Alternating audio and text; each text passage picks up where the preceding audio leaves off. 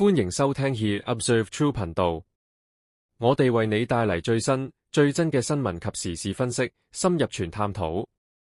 港版投票證爆紅，卡炒賣50蚊，到底有幾值？12月7日香港立法會換屆選舉，票站外最搶手嘅唔係候選人嘅政綱，而係港府嘅心意謝卡。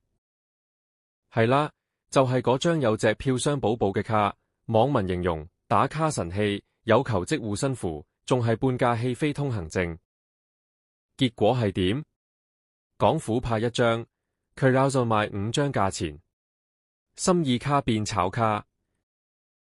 12月7日朝早10點開始，Carousell即刻出現大量放售貼文，每張開價30至50蚊港紙，最誇張嗰啲仲寫住極具收藏價值，幸福全城。全新未用過，多買多平。港鐵站面交更方便。聽到都想問一句，心意卡係咪下一隻藍籌股？有賣家一次過擺3張上架，自爆好搶手啊，好多人問。有買家擔心會唔會犯法，賣家淡淡然一句，唔會啦，呢度邊度會犯法㗎？心意卡變公司考勤證。今次心意卡仲有另一個俗稱，公司交功課用。有打工仔透露，自己公司要求投完票要喺群組報到，要影張心意卡相當證明。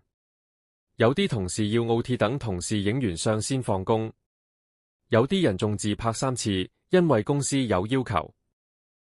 連公務員、醫護都話為安心影張相。有警員話自己唔熟悉點投票，但上司特別提醒，真係體現到咩叫民主參與靠提醒。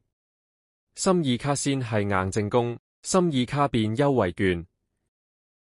講真，呢張卡仲幾有實際用途。戲院方面，星達、百老匯、CGV、英皇、MCO 等10間院線12月8日持卡可買半價戲飛，特備節目同包場除外。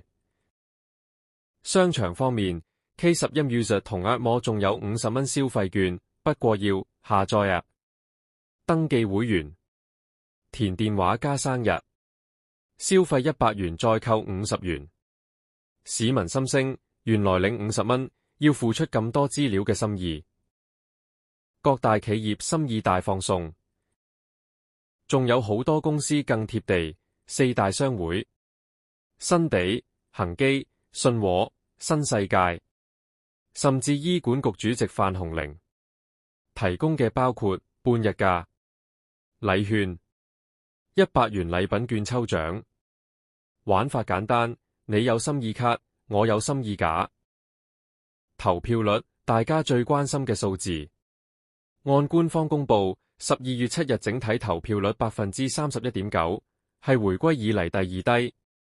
雖然比上屆高1.7%，但比反以前1998到2016嗰啲動輒40-50個百分點，就心意滿滿，投票未必滿滿。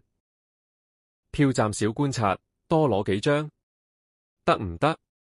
有票站只限1人1卡，但本部實測另一票站，有人話俾多2-3張得唔得？職員直接答得啊，仲一次過抽幾張俾佢，即係變相選民一票，卡可多取。唔怪得啲人夠膽量係網上成 stack 咁賣啦。